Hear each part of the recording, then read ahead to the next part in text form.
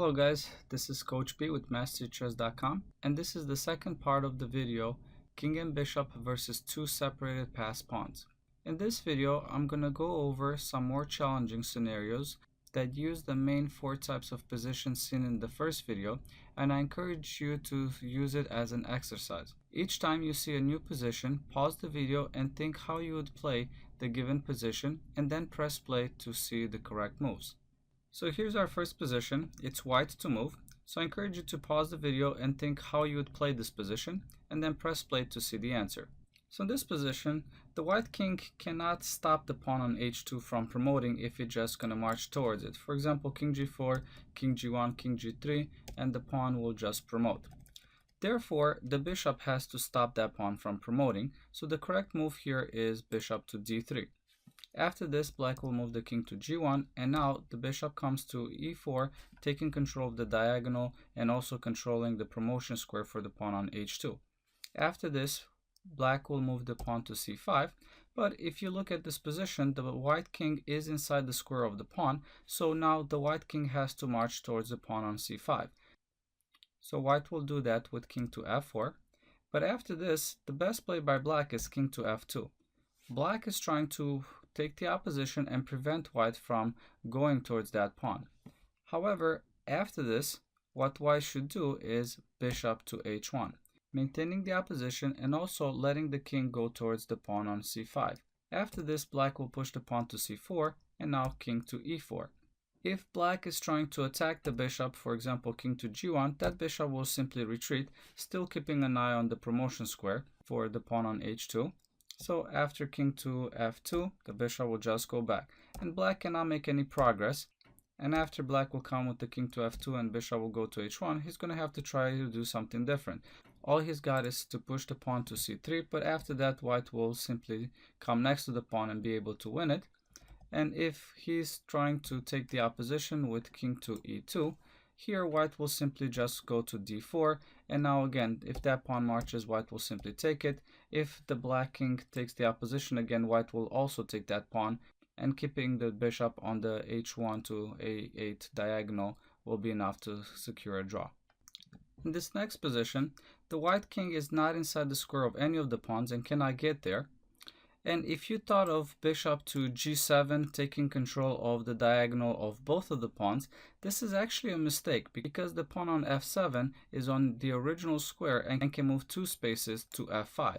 And after this, if the bishop tries to come to e5 to the point of intersection to stop the pawn on f5 from moving and also keeping an eye on the pawn on the a file, what black will do is simply march that pawn to a3, after king to b7, pawn to a2, king to c6, and now the bishop is stretched, cannot defend both of the pawns, and the pawn on f5 will march to f4. Here white cannot take that pawn as the other pawn will promote, so the best try he's got is king to d5.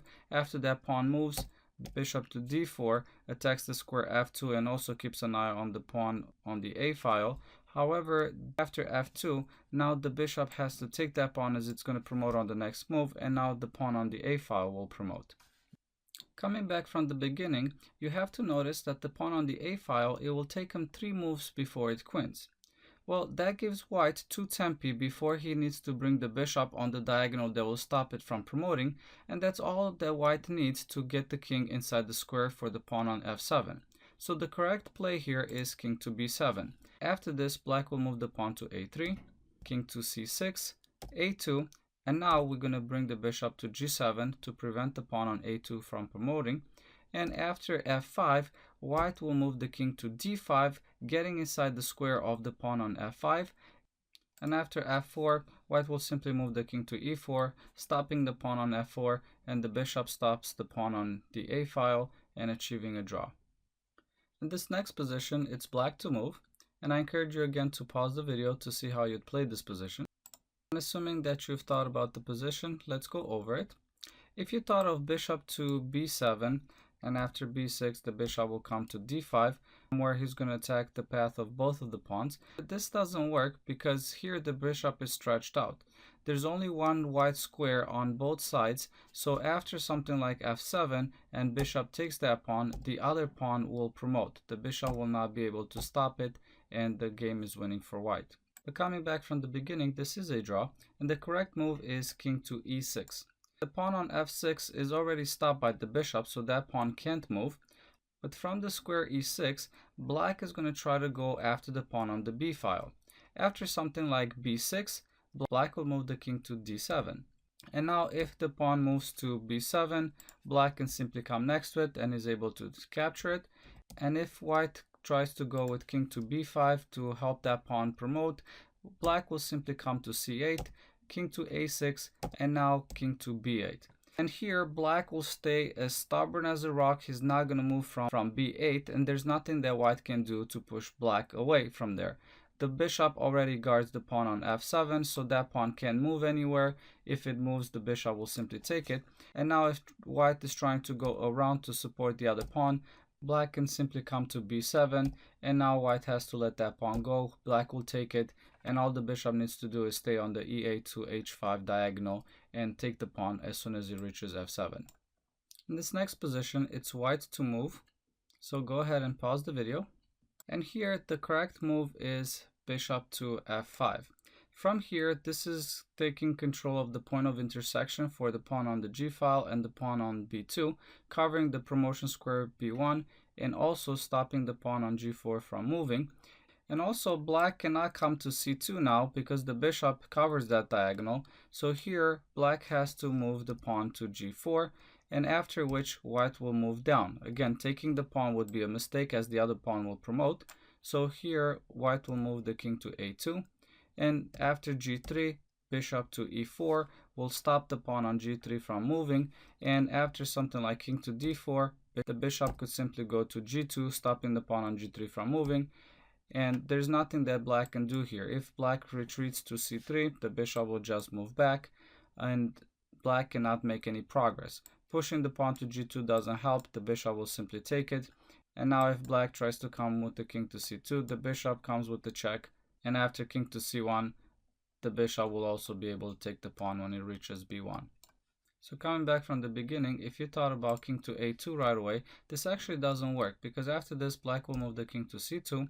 After bishop to f5 check, black will move the king to c1, and now the pawn on the g file will start marching. Pawn to g4, bishop to d3, pawn to g3, bishop to e4, and the pawn will simply march to g2. If the bishop takes that pawn, the other pawn will promote. In this next position, it's white to move and win. So again, pause the video and think how you would play this position. And the correct move here is king to d6. The idea of this move is to stop black from coming with the bishop to c7, which is the point of intersection that covers the path of both of the pawns. And now black cannot come there with the bishop. So after this, let's say black moves the king to f6, pawn will march to e5 with check, king to f7, and now white will take the opposition on d7. After this, there's nothing that black can do to prevent white from winning. After bishop to e7, the pawn on b5 will march to b6. Bishop to d6 is the only try that he has, but after the pawn takes, there's nothing that black can do. This next position, it's a little bit more challenging, so I encourage you to take your time on this one. It's white to move and draw. And the correct move here is pawn to g6, an excellent move. If you thought of bishop to f6, this actually doesn't work. Even though it prevents the pawn on c4 from moving, what's going to happen is that black will move the pawn from f5 to f4, and now white is stretched out and cannot stop both of those pawns with the bishop alone. After something like king to d6 and pawn to f3, the bishop will come to d4 and then pawn to c3. And now let's say bishop to e3. After c2, now the bishop cannot stop both of those pawns. After something like king to e5, the pawn will move to f2, the bishop will take, and the other pawn will promote. But coming back, after g6, here black has two tries. If he takes the pawn, the bishop will come to g5, taking control of the diagonal of both of those passed pawns and also blocking the pawn on g6 from moving. This will give white some time to come and help with the king to take the pawns. So after something like c3, white will move the king to d6. If black is trying to bring his king to support the other pawns, white will move the king to e5. And now black is stuck. After something like king to g7, white will come to e6, king to h7, white will come to f7, taking the opposition. If black is trying to reverse that by moving the pawn to c2, white, all he has to do is keep the bishop on this diagonal. Black cannot come and support the pawn on g6 from moving forward, so he's going to be forced to either give up a pawn by moving it forward and the bishop will take it, or just move the king back up and now the white king will take the other pawns. And coming back from the beginning, after g6, if black doesn't take the pawn, let's say he's going to move the pawn to f6, here white has to be super careful. Taking the pawn on f6 with the bishop, it's a big mistake, as the pawn on f5 will start marching forward, and now the white king has no time to come and help to stop the pawns from moving, and the bishop alone cannot do the job either. After bishop to g5, the pawn will march to f3. After bishop to e3, the other pawn will march to c3. Let's say king to c6, pawn to c2, and now after king to c5, the other pawn will march to f2, and the bishop has to take it and the other pawn will promote. But after king to d6, white will be able to get a draw here. The black king cannot take the bishop, as he's going to be outside of the square of the pawn on g6, and that pawn will promote first with check, and that will give white the win. So here black has to either move the pawn to c3 or king to f8. After something like pawn to c3, white is actually winning here. The bishop could take now the pawn on f6. After c2, the bishop will take the square g5, taking control of the diagonal in front of the two pawns. And now there's nothing that black can do to stop white from winning the pawns. If he moves the king to f8, white will come with the king to f5. King to g7, white will take the pawn on f5, and now white is actually winning the game. The bishop stops the pawn on c2 from promoting, and also he's going to be able to gain some extra tempi to push black back and promote his pawn. And coming back, I want to make a note that here black cannot push the pawn to f4, trying to stretch out the bishop, because here the bishop is able to capture the pawn on c3, and after pawn to f3, the bishop has enough time to come and cover the diagonal in front of the passed pawn. This next position, it's white to move and win. So here the correct move is g4, and after bishop to d8, it might seem that black will be able to get a draw here, as he covers the diagonal in front of both of the pawns. However, here white has an excellent move, and white will be able to move the king to e4, taking the opposition and not allowing black to come and support.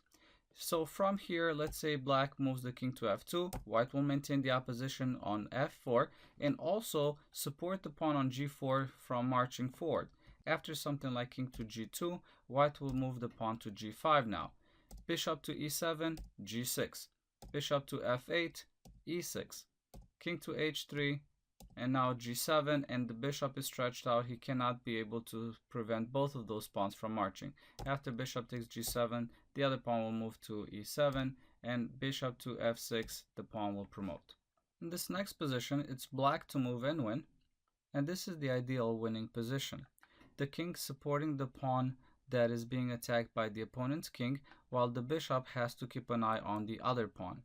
So the correct play here is pawn to c3, after which white will move the king to b3, king to d3, bishop to d7, king to d2, bishop to f5, trying to prevent that pawn from moving, and now the other pawn will march. Pawn to h3, bishop to e4, pawn to h2, and now white cannot come with the king to b2, and he cannot move away, so let's say king to b4, and after this black will win on h1, and the bishop has to take that pawn, and the other pawn will march to c2, and white cannot stop it from promoting.